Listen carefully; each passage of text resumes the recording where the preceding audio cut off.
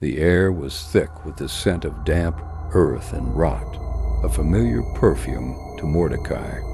He stood before the cavern's maw, a gaping wound in the mountainside, from which a cold, unnatural wind gusted forth. It was the breath of the mountain's dead, and for Mordecai a promise.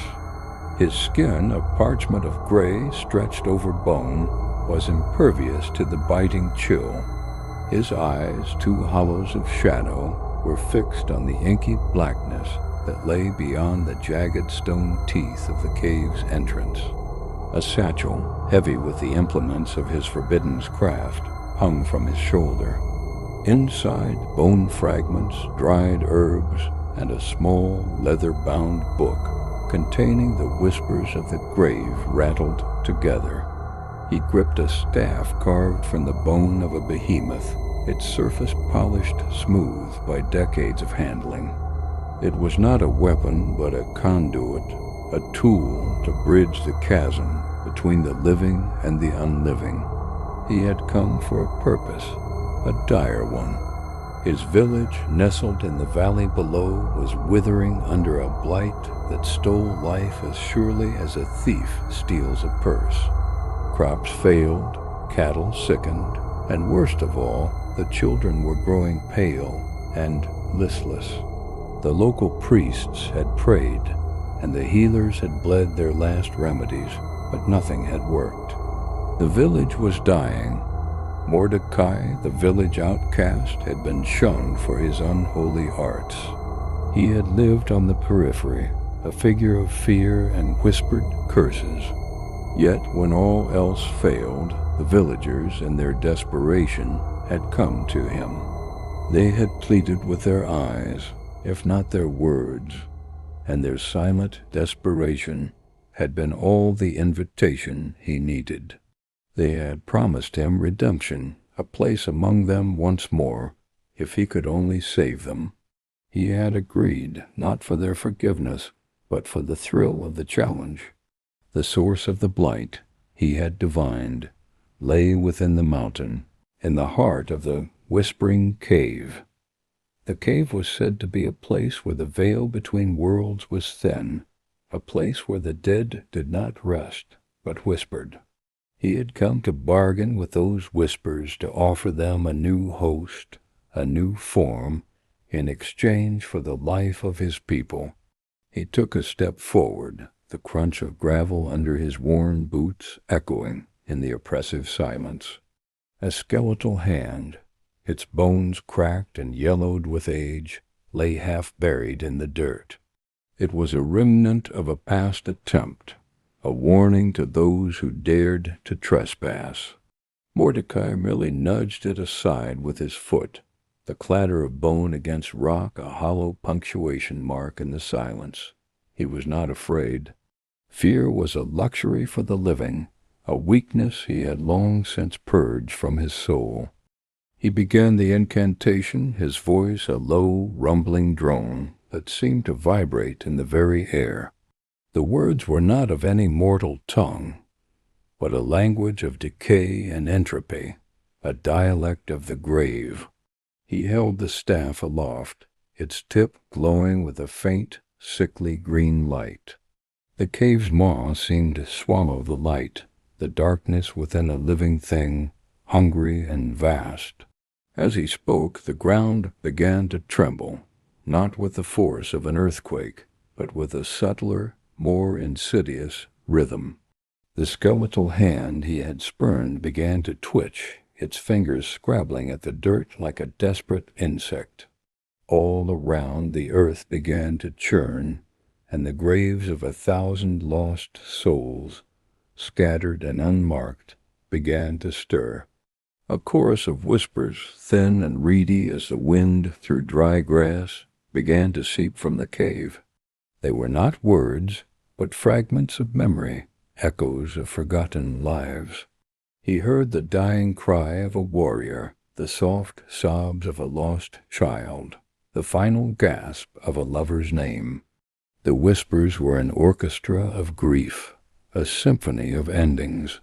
He raised his voice, a conductor commanding his morbid choir.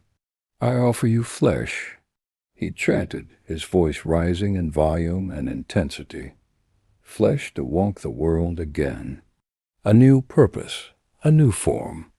In exchange for the blight, the curse that plagues my people. The whispers grew louder, a swirling vortex of sound that clawed at his mind. He felt them, 1,000 cold fingers reaching for his soul. He had to be careful, to maintain control. He had heard tales of necromancers who had lost themselves to the whispers, their minds shattered, their souls consumed. But Mordecai was stronger. He had prepared for this for years, forging his will into a blade of pure, unyielding command. A figure, shambling and grotesque, began to emerge from the dirt. It was a man, or what was left of one. His skin was a mosaic of withered flesh and exposed bone, his eyes empty sockets that stared into nothingness. He was not a zombie, but a puppet, a vessel for the whispers. The necromancer smiled, a ghastly rictus that cracked the dry skin of his lips. The first of his army. More followed, clawing their way from their unmarked graves. A woman, her long hair tangled with roots and dirt, her dress a tattered shroud. A child, his small frame a pitiful spectacle of decay. A whole host of the unliving, their numbers growing with each passing moment.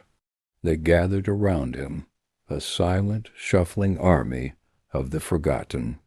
"Behold," he cried, his voice ringing with unholy triumph, "the dead rise. They will walk at my command, and they will save my village." But the whispers, the true masters of the cave, had other plans. They had been trapped in this mountain for centuries, their grief and their loneliness a constant, gnawing torment. They had tasted the promise of flesh, the lure of freedom, and now they wanted more. They wanted a true vessel, a master they could consume and inhabit. The whispers' chorus shifted, their notes no longer of grief but of malice. They began to speak to him directly, their voices inside his mind, 1,000 competing thoughts that threatened to drive him mad. "You offer us husks," one whispered, its voice like the rustle of leaves. "We want the flesh that breathes, the flesh that feels. You offer us a village," another hissed, its voice like the scuttling of insects. "We want a kingdom, a world to claim. You are a fool, little necromancer," a third one sighed, its voice like the whisper of the wind over a grave. "You have played with things you do not understand." He felt a sudden, sharp pain in his mind, as if 1,000 needles were being driven into his skull. He staggered, the staff's light flickering and dimming. He was losing control. The puppets, his army, began to falter, their movements becoming erratic and disjointed.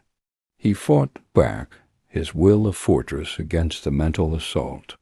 He had not come this far to be broken by a 1,000-year-old chorus of the dead. He gritted his teeth, his jaw muscles clenching so hard he thought they might shatter. "I command you," he roared, his voice cracking. "I command you to obey."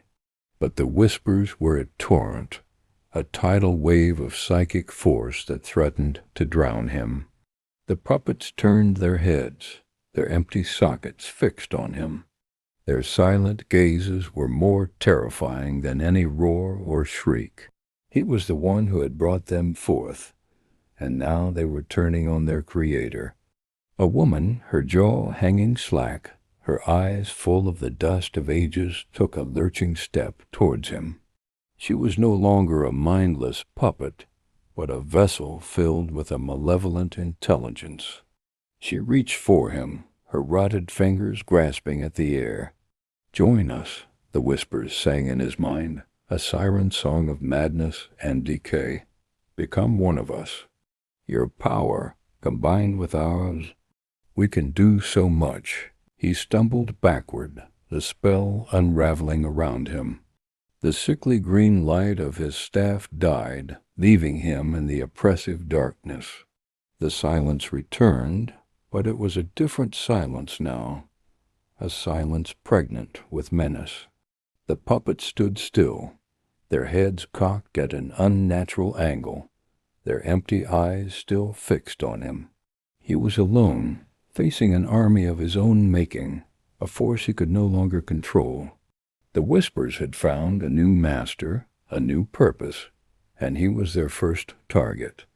The promises of the village, of redemption, of a place among the living, now seemed like a cruel, distant memory. He had traded their blight for a much greater curse, and it was about to be unleashed.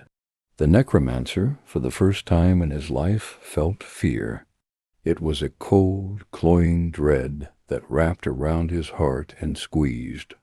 He had stared into the void and had not blinked, but now the void was staring back, and it was wearing a familiar face, his own. He turned to flee, but a skeletal hand shot out and grabbed his ankle, its grip surprisingly strong. He fell, the staff clattering to the ground, its bone-white surface a stark contrast against the dark earth. He scrabbled backward, his breath coming in ragged gasps, but they were all around him now. The woman with the tangled hair, the child with the dusty eyes, the warrior with the broken armor. They closed in a circle of silent, unblinking horror. The whispers crescendoed in his mind, a final, triumphant chorus. And then there was only silence, for the necromancer and for the village he had tried to save. The mouth of the cave, once a gaping wound, became a sealed tomb, a monument to the price of forbidden knowledge. The mountain, long silent, began to whisper to the wind, a song of sorrow, of loss, and of a hunger that had finally been sated.